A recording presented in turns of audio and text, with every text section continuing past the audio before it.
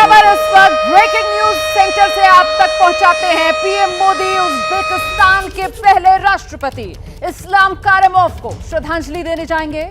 कारिमोव की सितंबर 2016 में मृत्यु हो गई थी, उनका निधन हो गया था 2016 में। आपको बता दें कि उज्बेकिस्तान ये वो देश जो यूएसएसआर के डिसइंटीग्रेशन के बाद अस्तित्व में आया और ऐसे में प्रधानमंत्री नरेंद्र मोदी वहां के पहले राष्ट्रपति रहे इस्लाम कारिमोव, जिनका 2016 में निधन हुआ था, उनको श्रद्धांजलि देने जाएंगे। तो देखिए किस तरीके से कूटनीतिक लिहाज से प्रधानमंत्री नरेंद्र मोदी का हर कदम बेहद नपातुला और कैलकुलेटेड होता है। प्रणय,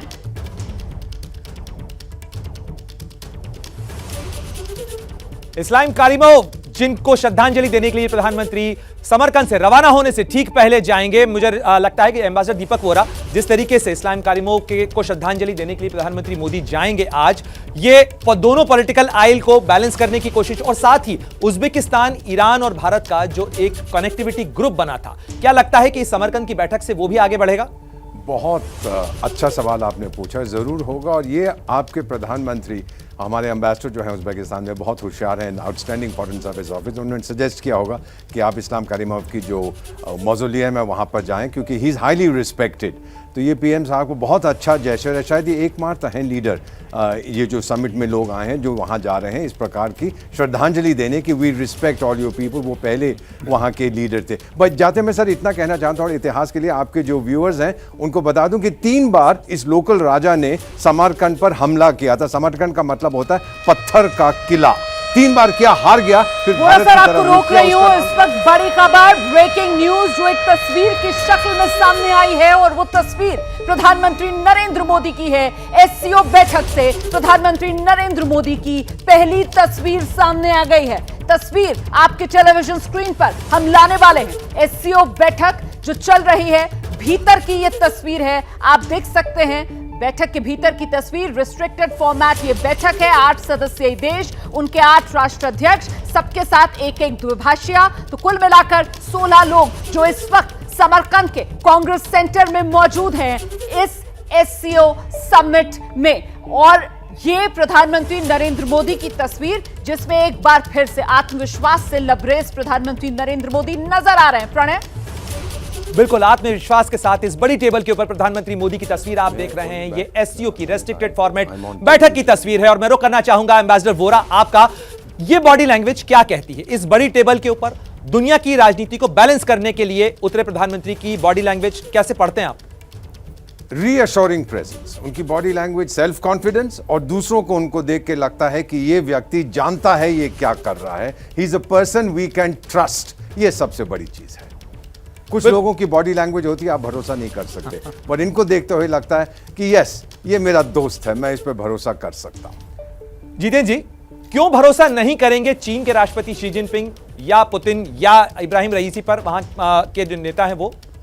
देखिए, शी जिनपिंग पे तो वहाँ के लोग भी भरोसा नहीं करते, डर के मारे भले ही वो चुप रहे हैं। जहाँ तक भारत का सवाल है, मैं बार बार कहता हूँ कि चाइना बहुत बड़ी ताकत है, अमेरिका सुपर पावर है, लेकिन अगर लीडर की आप बात कहें जिसकी विश्वसनीयता हो, तो दुनिया में भारत का कहीं मुकाबला नहीं है। वोरा साहब भी बहुत जगह दुनिया में घूमे हैं, थोड़े बहुत मुझे भी घूमने का मौका मिला, चाहे वो वेस्ट एशिया में हो, चाहे वो सेंट्रल एशिया में हो, चाहे वो अफ्रीका में हो, चाहे वो साउथ अमेरिका में हो, चाहे वो फार ईस्ट में हो। भारत की एक अलग विश्वसनीयता है।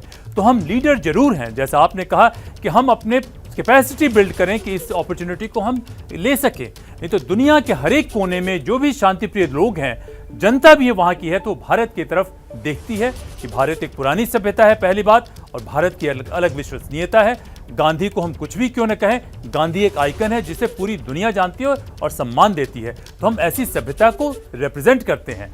इसी वजह से जिसका जिक्र आप कर रहे थे और आपका जिसका जिक्र जो है एम्बेसडर वोरा ने भी किया, इस तस्वीर से बहुत सारी चीजें साफ होती हैं कि किस आत्मविश्वास के साथ प्रधानमंत्री मोदी इस टेबल के ऊपर मौजूद हैं अपनी बात रखने के लिए।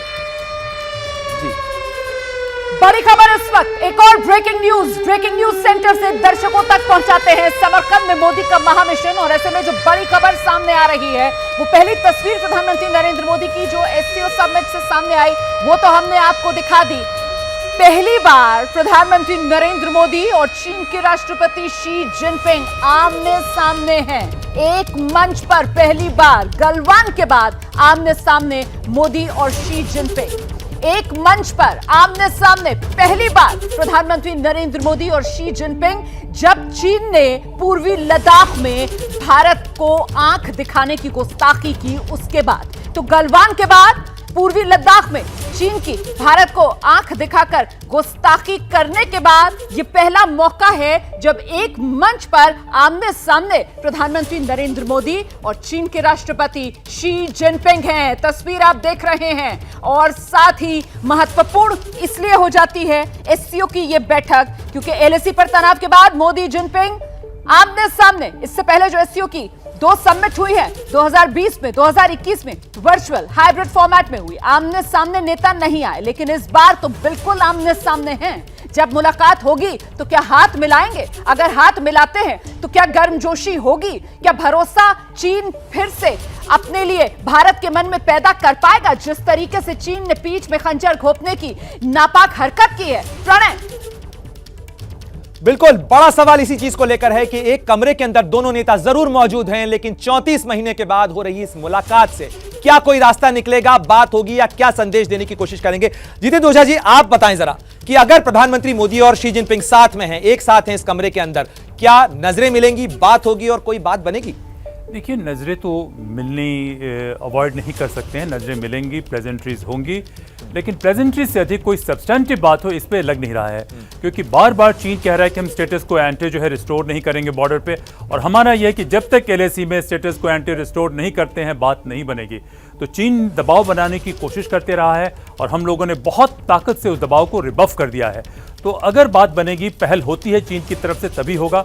और इसमें कई दफ़े होता है क्या है समिट लेवल पे कि बातचीत पहले से ही अरेंज कर ली जाती है और नेताओं के स्तर पे, बड़े नेताओं के स्तर पे सिर्फ प्रेजेंट्रीज होती है, वो सिर्फ फॉर्मलाइज किया जाता है। जितेंद्र ओझा जी, इसे ऐसी ही स्थिति डोकलाम के बाद भी थी। हैम्बर्ग के अंदर दोनों नेताओं की मुलाकात हुई और हमने देखा कि किस तरीके से वो एक इनफॉर्मल समिट के तौर पर बदल गई।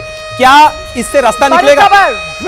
जी, इस समय मैं इसमें जवाब लूंगा आपसे, लेकिन इस समय हम आपको दिखाने जा रहे हैं वो तस्वीर सामने आ गई है जिसको लेकर उत्सुकता पूरी दुनिया की बनी हुई है। खासतौर से इस तस्वीर का इंतजार अमेरिका कर रहा है और आप देख सकते हैं गोलमेज कॉन्फ्रेंस की तरीके से ये समिट जो एससीओ समिट 2022 समरकंद में इस वक्त जारी है और यहां बिल्कुल सेंटर में बैठे हुए प्रधानमंत्री नरेंद्र मोदी को आप देख रहे हैं इस तस्वीर में। एससीओ बैठक की यह पहली तस्वीर अपने चैनल एबीपी न्यूज पर आप देख रहे हैं। गोलमेज पर नेता बैठे हुए हैं और जिस बात का मैं जिक्र कर रही थी, ये बिल्कुल बीच में बैठे हुए प्रधानमंत्री नरेंद्र मोदी आपको नजर आ रहे हैं। उनके ठीक सामने इस तरफ आप देख सकते हैं रूस के राष्ट्रपति बैठे हुए नजर आ रहे हैं, उनकी पीठ है इस बीच, और आप देख सकते हैं प्रधानमंत्री नरेंद्र मोदी और पीछे ये तिरंगा।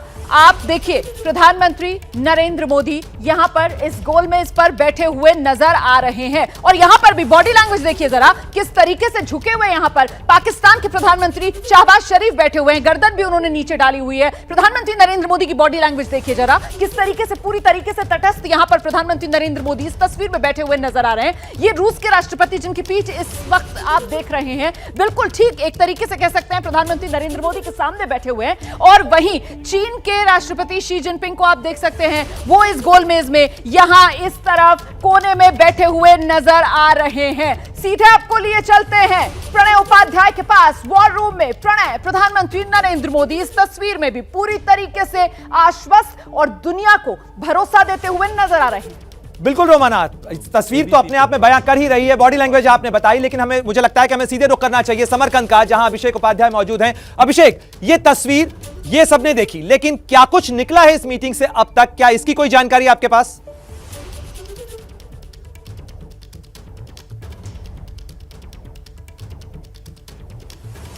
मुझे लगता है कि इस पे हमारा संपर्क समरकंद से फिलहाल टूट गया है, लेकिन मैं चाहूंगा कि जितेंद्र जी आप इस बारे में टिप्पणी करें कि ये रेस्ट्रिक्टेड फॉर्मेट की जो मीटिंग होती है केवल नेता और उनके साथ उनके दुभाषी, इस समय में क्या बातचीत होती है, किस तरीके से पॉलिटिकल लीडरशिप मुद्दों को आगे ले जाने की कोशिश करती है? जैसे वोरा साहब ने बताया कि पहले लोग अपने अपने विचार रखते हैं, उसके बाद कुछ मुद्दों पे बात होती है और वो चाहते हैं कि ये बात जो है पब्लिक में नहीं जाए। देखिए, डिप्लोमेसी में एक बहुत बड़ी बात होती है वो कि कहते हैं ना secret covenant secretly arrived at, तो बहुत सारी बातचीत ऐसी होती है जो पब्लिक में नहीं ले जाती है।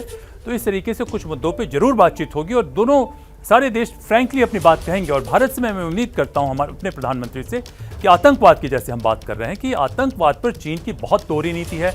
आतंकवाद के पेट्रन जो है ये बैठे हुए हैं, पाकिस्तान उनके साथ देखा जाए, साथ में वो टर्की को लेकर एक नई एक्सिस बनाने की कोशिश की जा रही है। और ईरान तो खैर हमारे संबंध ईरान के साथ बहुत अच्छे हैं, तो इन तमाम बातों पे जिक्र जरूर होगा। और जिस तरीके से चाइना का जो बात तो वो शांति की करते हैं और तमाम पड़ोसियों के साथ जो है वो आक्रामक रवैया अपनाए हुए हैं। क्या प्रधानमंत्री की टिप्पणियों के अंदर सीमा का मामला आएगा? क्योंकि एससीओ के इस पूरे संगठन का स्थायित्व टिका है कि अगर सीमा का विवाद बढ़ता है तो ये सारा जोड़ जो है बिखर सकता है। देखिए, स्पेसिफिक बात तो नहीं होगी, लेकिन जनरल टर्म्स में इस बात को जरूर कहा जाएगा। प्रधानमंत्री बार बार कहते रहे कि विस्तारवाद की नीति जो है नहीं चलेगी, तो ये स्पेसिफिक बायलैटरल इश्यूज नहीं आएंगे, लेकिन जनरल टर्म्स में इसके रेफरेंस की मैं जरूर उम्मीद करता हूं।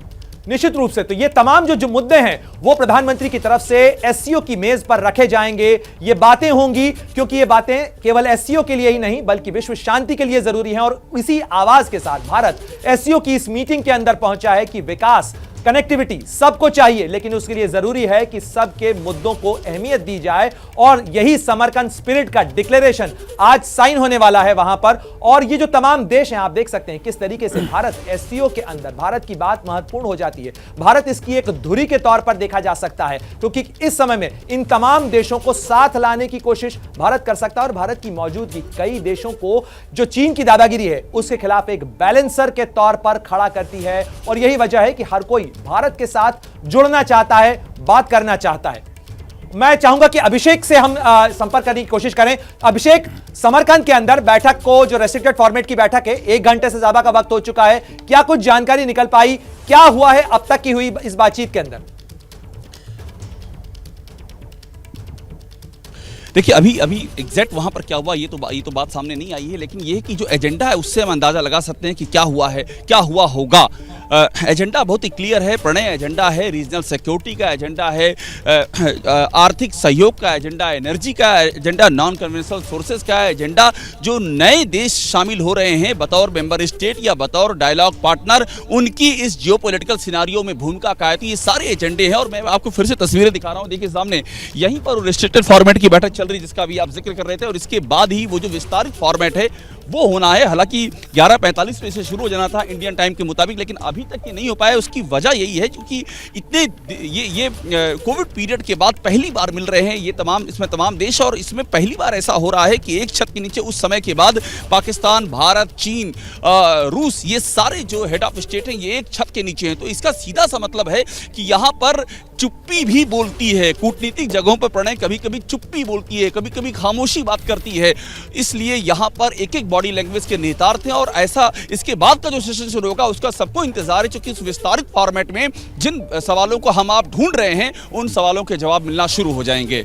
जैसे ही घड़ी का काटा दोपहर 2:30 पे आए, बबीता जी का दिल सास बहू साजिश के लिए मचल जाए।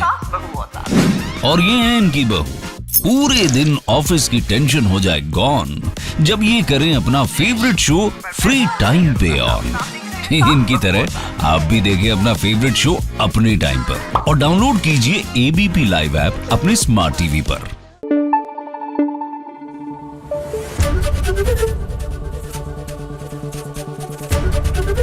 एबीपी न्यूज आपको रखे आगे।